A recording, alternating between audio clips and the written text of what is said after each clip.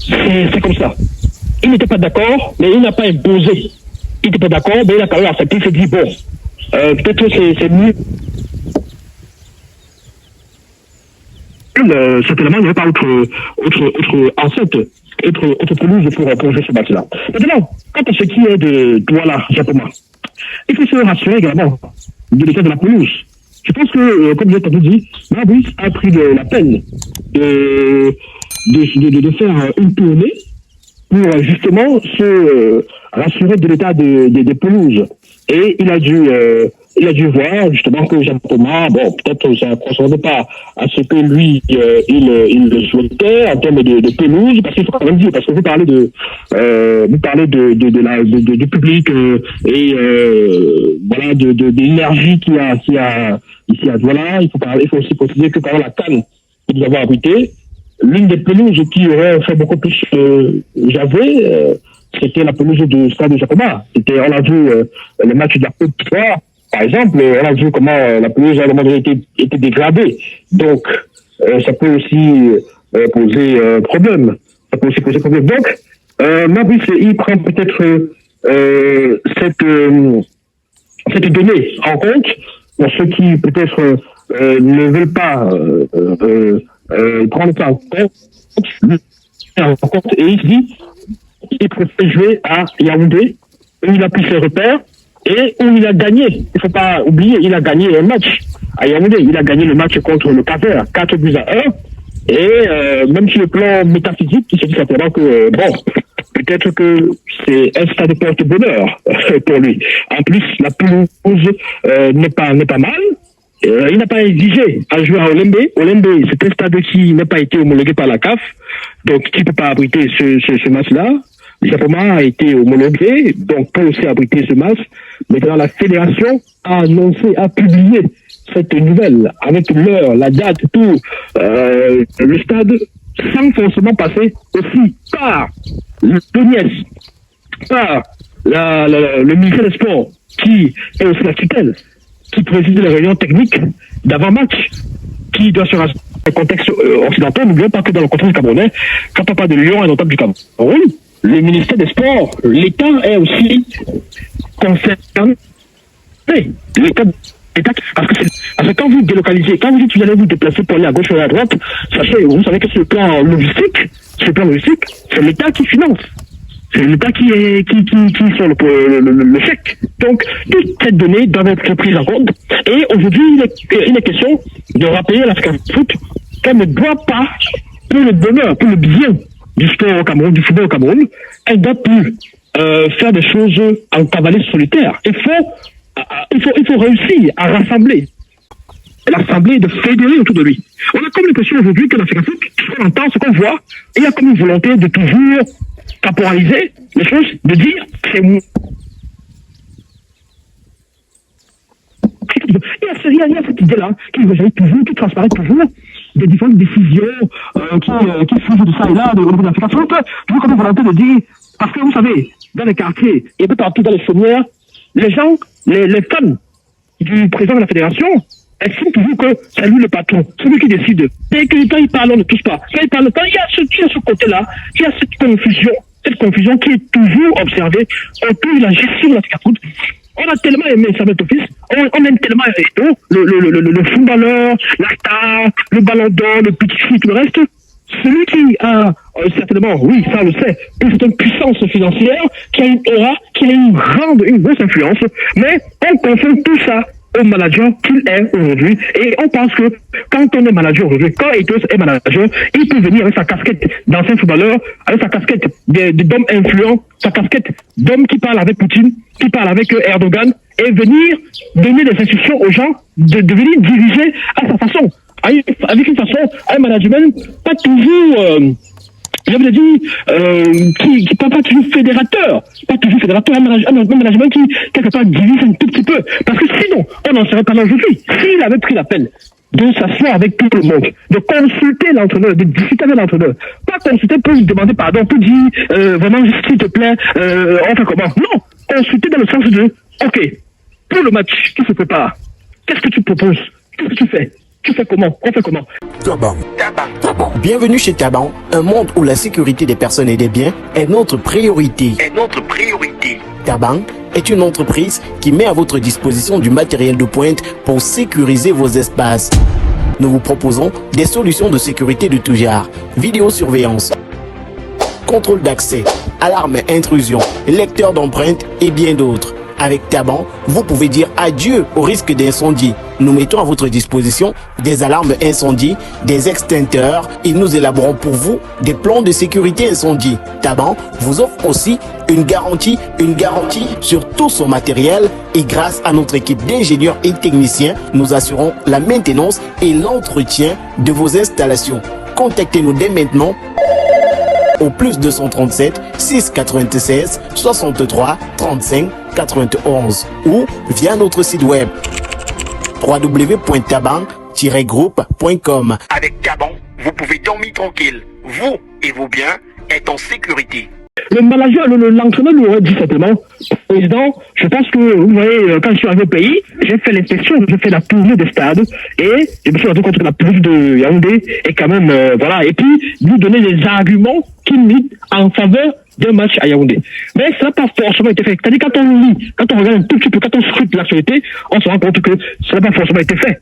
Pour raison pour laquelle, cette personnalité-là vient se retrouver maintenant sur les réseaux sociaux, par page interposée, par médias interposés, pour qui dire, moi, j'ai décidé que ça se joue à Yaoundé, et l'autre dit, j'ai décidé que ça se joue à Douala. On est vraiment dans un cirque, dans un vaudeville, et c'est terrible. Les artistes, ils sont très forts, ils sont performants, ils font bien leur comédie, et ils dansent bien, et on les applaudit. Nous sommes là, c'est nous qui souffrons, parce que on est encore obligé de vivre ça, de supporter ça, de subir ça pendant au moins 2 ou 3 semaines, le temps que le match se joue, finalement, le 7 septembre.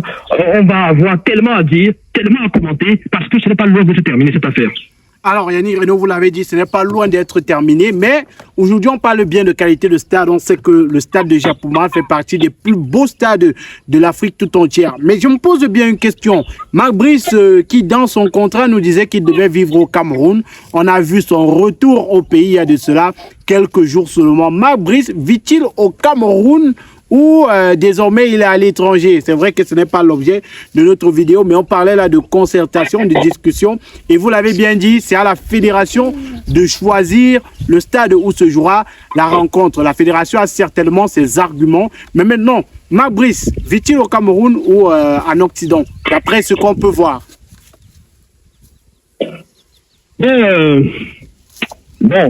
écoutez, c'est pour ça aussi que les contrats doivent, c'est important aussi de faire part des clauses d'un contrat. Bon, alors, je sais pas, est-ce que finalement le contrat de Marbrice, il lui est imposé de résider au Cameroun?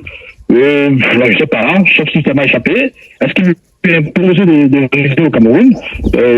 Voilà. Donc, Marbrice, il peut de temps à autre, ça peut un tout petit peu aller en vacances. Il a très bien mérité après cette deux premières campagnes avec les Lions.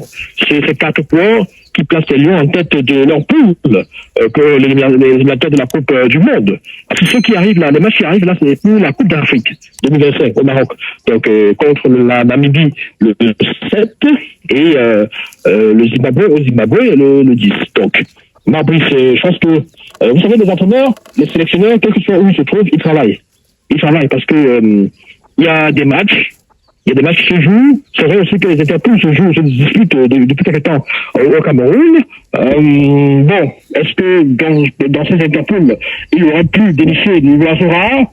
Pourquoi pas. Mais je pense que il a des adjoints. Il a pas mal d'agents qui résident également au Cameroun et qui surveillent, qui peuvent superviser les interpools et d'autres petits tournois comme ça pour voir s'il y a un jeu intéressant. Bon, cette question, Marbrice, il vit au Cameroun ou bien il ne vit pas au Cameroun, je pourrais essayer de vous poser la même question en demandant si le chef d'État vit au Cameroun ou bien il vit à l'étranger. Bon, je vais refuser, je vais éviter de poser la question.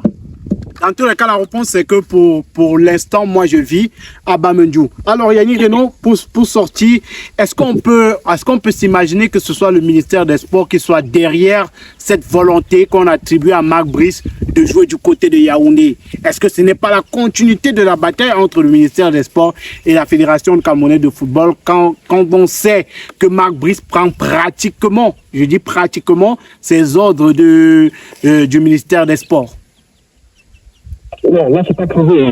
C'est pas prouvé qu'il prend les ordres du ministère des Sports. Parce que. C'est l'impression qu'on a. Je pense que, avant de le dire, il faut se rassurer. Marc Brice était un entraîneur professionnel. Il a ses diplômes. Il a roulé sa bourse dans pas mal de pays, dans pas mal de championnats. Et ça a toujours été quelqu'un qui n'a pas aimé qu'on lui donne qu'on dépasse des fonctions. On empiète sur son travail. Donc ça, je peux vous le dire, c'est un entraîneur qui est très caractériel. Et même si le ministre des Sports, à un moment donné, veut empiéter sur son travail, je suis persuadé que Mabrice va lui dire, non, je suis pas d'accord parce que moi, pour travailler, je dois être dans un certain environnement, je ne veux pas qu'on m'impose les choses. Donc, je pense que c'est comme ça. Il l'a fait par le passé dans des clubs en Europe et il peut aussi le faire avec les Lions. Même si vous allez me dire que oui, ici, là, vraiment, il a peut-être son contrat le plus juteux et le plus lucratif de toute sa vie. Bon, ça, c'est pas faux non plus. Mais maintenant, est-ce que ce ministre je sais pas, je peux pas vous le dire avec certitude. Je voudrais aussi vous demander, parce que puisque nous y sommes, et ça nous nous posons la question de savoir aussi si c'est véritablement la FECAFOOT qui est derrière cette décision de jouer à Douala. Donc, vous savez, au Cameroun, le ministère des Sports, c'est la tutelle de toutes les fédérations. Je pense qu'il y en a 54 au Cameroun, 54 fédérations. Le ministère des Sports est au-dessus de tout ça, et au-dessus du Comité national olympique aussi. Donc, en réalité, dans ce genre de circonstances, on peut préparer un match pareil. Contrairement à des pays beaucoup plus développés, des pays où les fédérations sont autonomes, des pays où les fédérations n'ont pas forcément de compte à rendre à des ministères, aux États, vous travaillez en partenariat, en collaboration avec le ministère des Sports. Vous travaillez, c'est-à-dire que depuis quand même que le nouveau président de la fédération a été élu, on a comme l'impression que il est dans une sorte de rupture de ces habitudes-là. Et c'est dans les deux sens. Qui dit rupture par rapport à ce type de hiérarchie peut également dire rupture au niveau du financement, au niveau de la prise en charge des équipes nationales par les. Or, on sait très bien que au Cameroun, c'est l'État qui prend en charge les équipes nationales. Toutes les équipes nationales, c'est l'État qui prend en charge. C'est l'État qui finance. Et qui dit l'État parle du ministère des Sports. Donc, le ministère des Sports qui est le démembrement de l'État qui s'occupe du sport. Donc, du coup, en réalité, la Fédération camerounaise de football peut comparer un match pareil, doit également collaborer avec le. Ça va se passer en étroite collaboration. C'est-à-dire qu'il n'y a pas besoin de nous dire, pas besoin de faire des communiqués pour dire j'ai appelé le ministère des Sports, j'ai discuté pour qu'on puisse comparer le match. Non, ça se passe comme ça. Avant et tout, ça se passait comme ça aussi.